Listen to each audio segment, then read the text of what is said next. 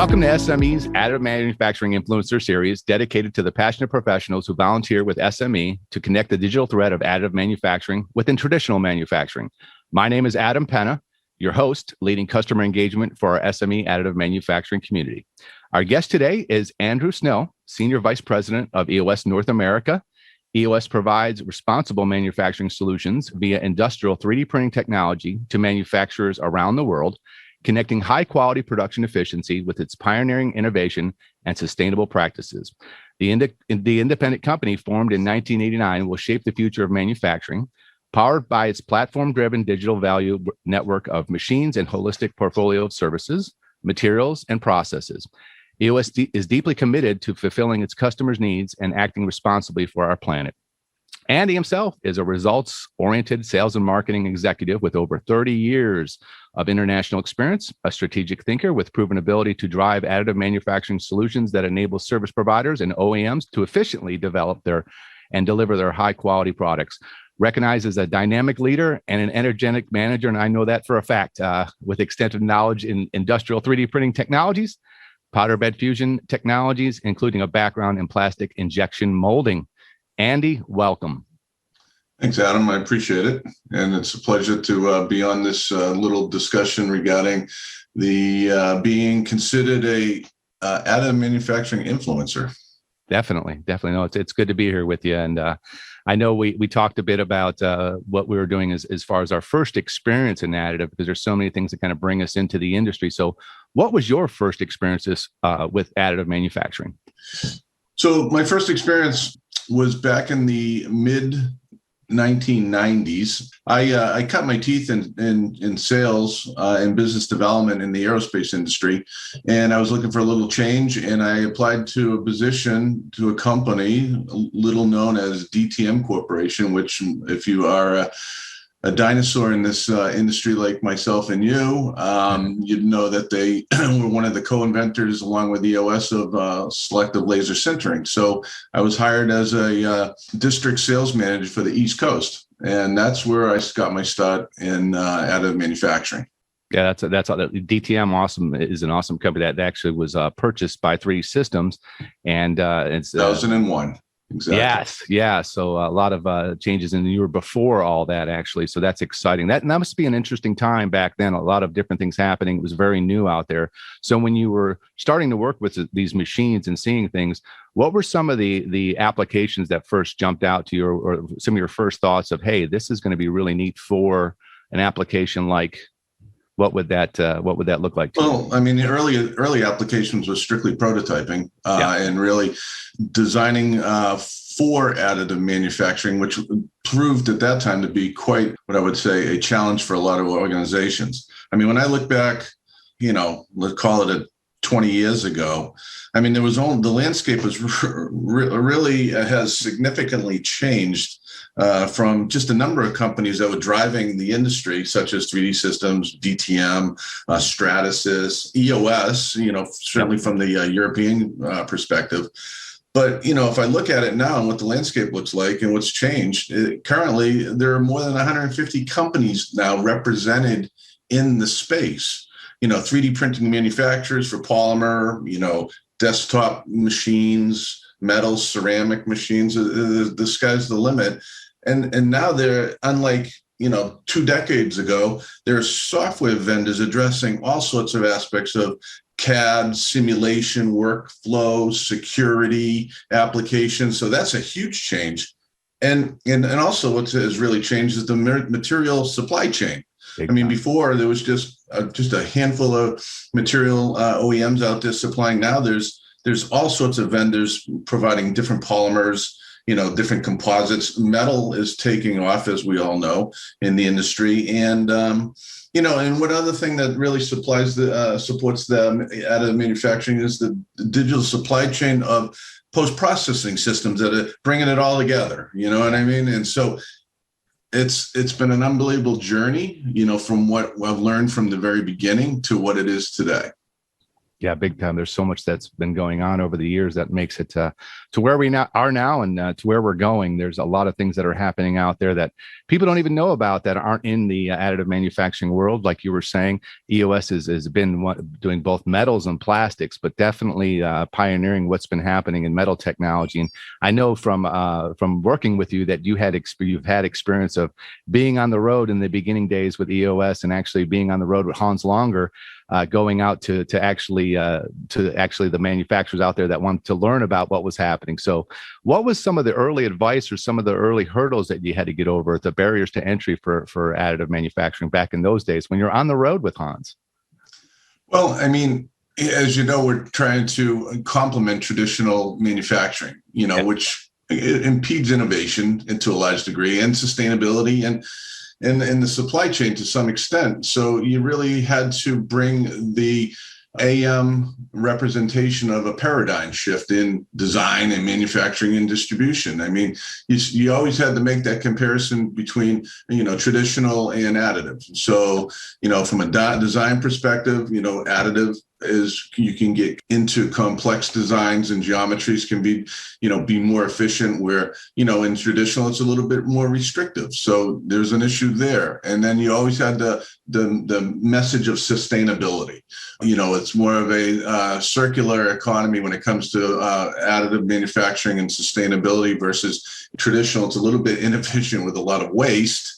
And then certainly we always were promoting the ability to have distributed manufacturing, when rather than centralized, industrialized manufacturing in one spot where you can be more distributed. So these are always the early hurdles of trying to deliver that message of the value proposition of additive manufacturing. So you always had to compare it to the traditional paradigm. So. Yeah, and traditional has laid out a lot of those processes that are could attribute to the way that additive actually takes off and moves forward, and we're seeing a lot of that as things progress.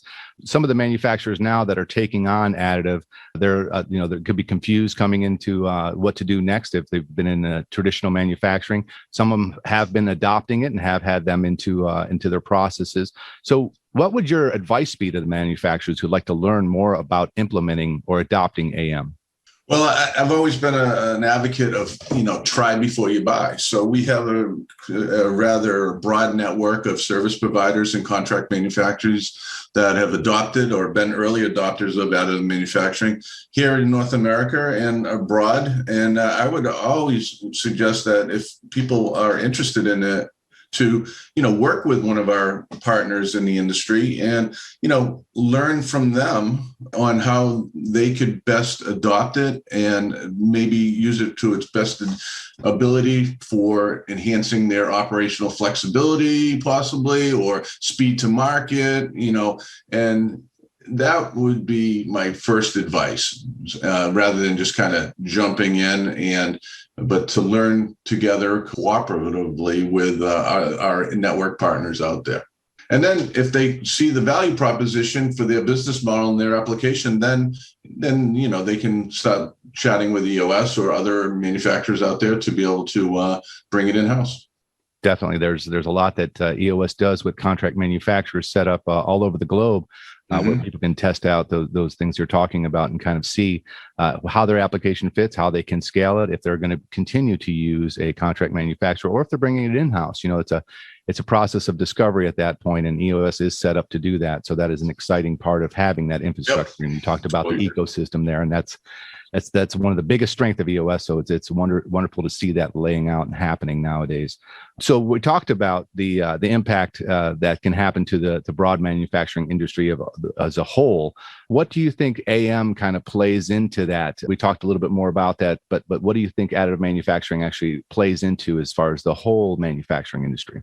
Well, I think how it plays into the whole, it plays in as a complementary technology. It's not going to ever displace traditional manufacturing. It's going to be a complement. So, quite honestly, I think that as what I would consider the ecosystem of additive manufacturing, as it grows and complements, traditional manufacturing, I think what's going to happen is the customers that are requiring it in their applications is going to continue to grow customized machinery. I really think that's an area of that where that you're actually creating platforms to specifically for customer applications. And, they're not one platform meets everybody's needs. So I see how that will certainly shape things as well. And we'll continue to grow, in areas of partnerships, because a lot of what's driving the industry is, the government applications that then get cascaded down into the commercial sector. Yep. And you see a lot of these things come from like various universities and consortiums within those universities and organizations like the American Makes and organizations like the Texas A&M, Secure America. These are where a lot of the future developments are taking place within these operations, and they have close alignment with government agencies and support from them. So I think this is an area that we need to keep a close eye on in terms of the various manufacturing engineering and applied sciences that come out of there, and the research and training applications and the outreach that they have are really going to drive this industry further. And, and they quite honestly, SME plays a huge part in that too, and what's important for my relationship with SME and in specifically like RAPID and TCT and what they bring to the table is the SME's ability to build networks. I mean, it really, and to provide the industry the tools to help grow like the younger generation through various trainings, AM certifications, keeping people informed on news and industry trends, things of that nature. And obviously, hosting important events like RAPID. And for us at EOS, RAPID represents one of our premier trade shows here in the additive manufacturing industry. Yeah, big time. And this year is the 30th anniversary of RAPID plus TCT. So it'll be really nice. I didn't know that. That's actually, yeah. I didn't know that the RAPID had been around that long, because that's interesting. Isn't that wild? And yeah, so talk about a little bit about that, your experience over the years with RAPID. How have you seen things develop with RAPID plus TCT over the years with the SME event?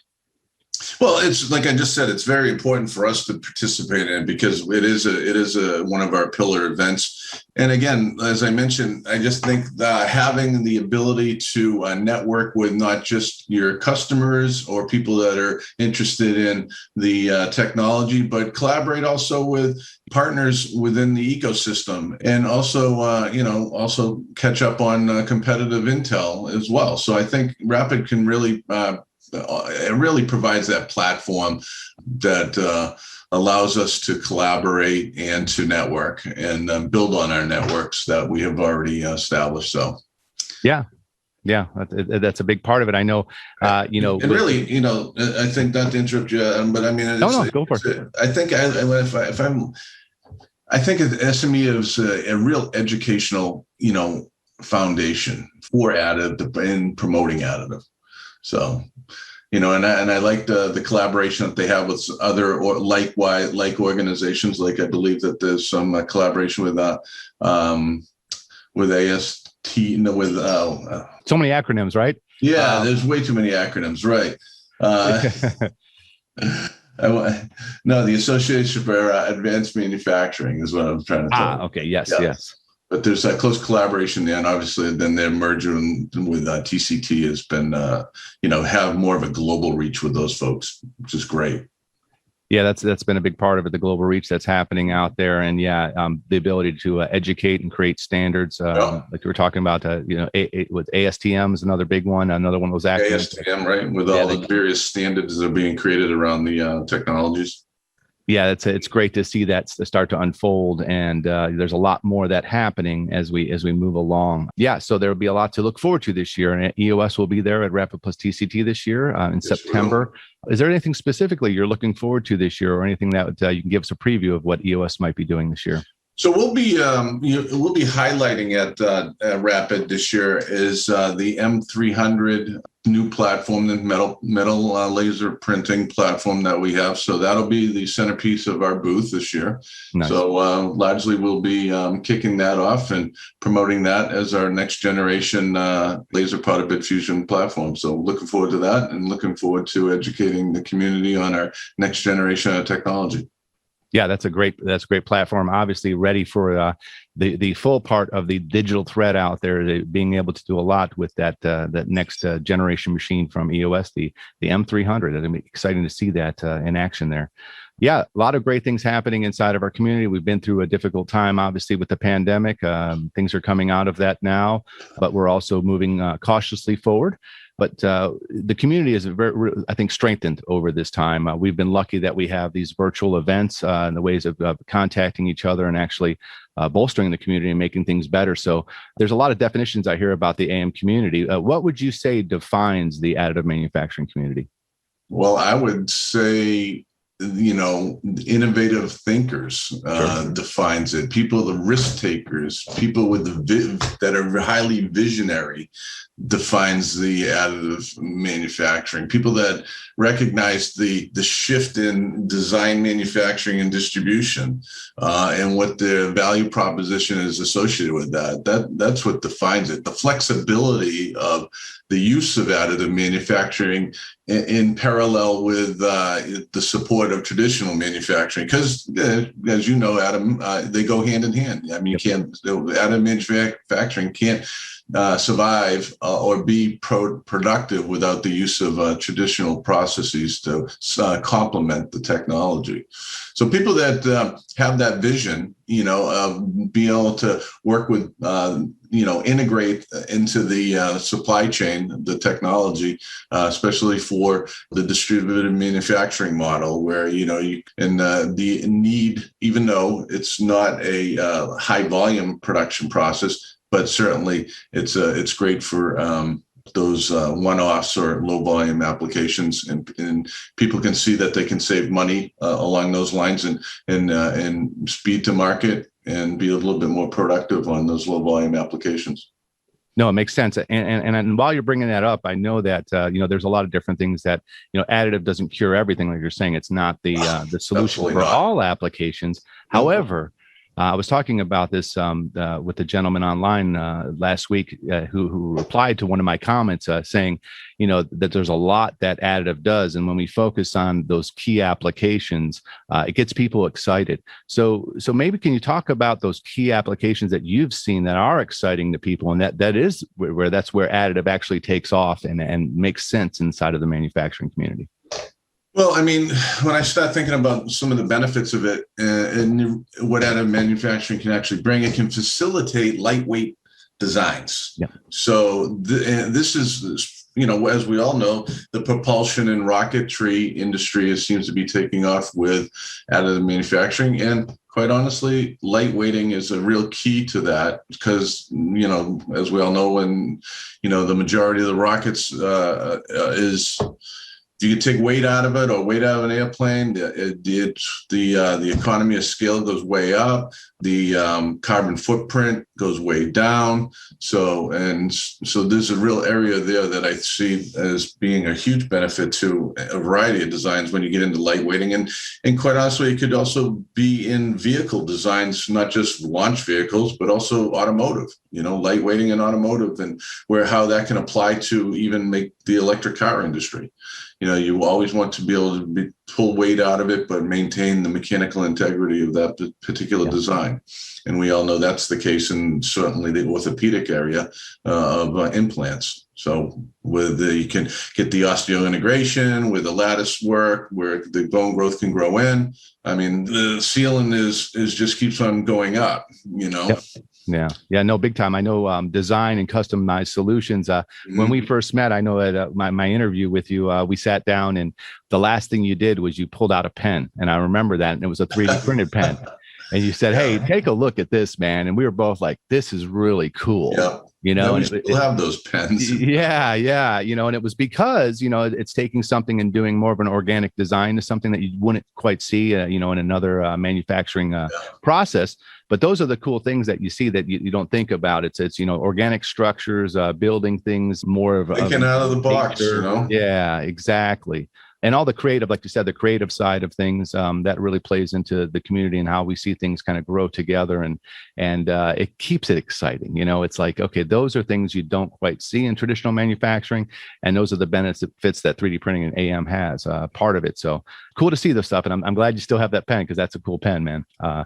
But yeah, so we're talking about, you mentioned it a little earlier, the next generation. You know, it's very important. I learn a lot from the next generation. I love to share things and mentor people. But we're trying to attract that. 3D printing is very attractive, I guess, to the younger generation. But as far as giving advice to the new generation and the new workforce coming into additive manufacturing, what kind of things would you give to them for advice of the new people coming? I think that I'm not sure that other than the wow factor of additive manufacturing that attracts the younger generation. The younger generation is being taught how to design for additive manufacturing. So the universities are now across the United States, and even like some of the different educational institutions like SME, offer courses to design for additive manufacturing. And so what we're seeing is a shift where that, you know, there are restrictions in traditional manufacturing on how you can design a part.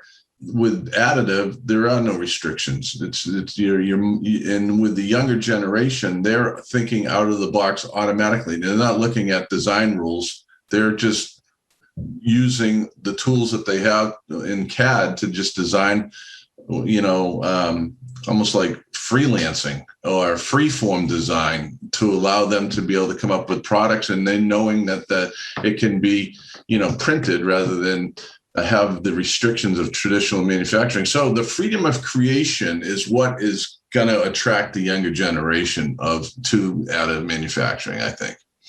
Yeah, that's a big part of it. It's exciting to see where that goes. We talked about where additive manufacturing has been, especially over the last 30 years, but it's definitely evolving. Interesting to see how the next few years play out. How do you see AM evolving in the next few years? You know, I really have to look back at the ecosystem of AM. And I had mentioned earlier in this interview that, you know, there's been such a shift over the years from 2 decades ago, where it was just a few companies that I mentioned, like DTM that I started out in, and now with EOS, but just the variety of different organizations like that will support the ecosystem of additive manufacturing and the digital thread. As I mentioned, the simulation, the workflow, the, you know, different applications associated with different CAD packages that are supporting, you know, the increase of different varieties of material that are being developed on different platforms. I mean, it's just going to continue to grow in this direction.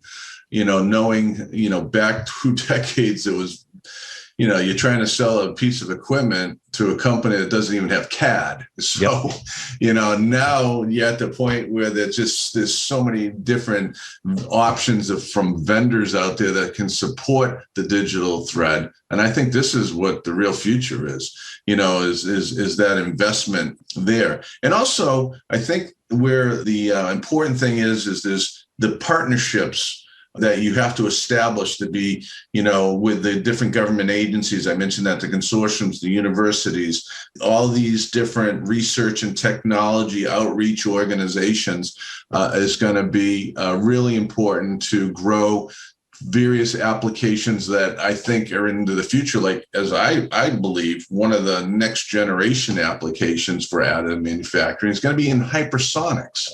It starts at that, having those partnerships with the various government agencies and industrial partners for, you know, in different consortiums like the America Makes and obviously the one that we most recently joined is with the University, Texas A&M University and the Secure America and their work that they're doing in hypersonics. So this is an area that I think is what's really going to jumpstart the next level of additive manufacturing in the next few years, for sure. No, thanks for that input. That's a lot of great insight on what's next. There is so much to look forward to. Andy, it's been wonderful having you. It's always great to talk to you. Is there anything else that you'd like to share while we have you here? I think it's good. It's good talking to you. Good seeing you. Glad to see that you get a new gig here with SME. Fantastic. Thank you. Yeah, I've known Angie for a long time, so she's a same here. Yeah, she's been great. there for a long time. That's for sure. Yeah, 20 years for her. Yeah, so it's Yep. a pleasure to be working with her and looking forward to. Are you planning on going to Form Next? We'll see. That's next year or this year at the end of November. It's the end of November. November, yeah. I'm not sure if I'm going to be going to that. I know I'm going to a lot of these the different events over the SME side in the U.S. To cover a lot of what's going on, but I'm not sure about that one. So, but yeah, I'll wrap this up by saying, Andy, thank you for being a positive leader and a contributing part of the SME additive manufacturing influencer community. Well, I appreciate it, Adam, and thanks for the interview. And look forward to seeing you in September in Chicago. We'll see you there. All right, man. Thanks. Appreciate it.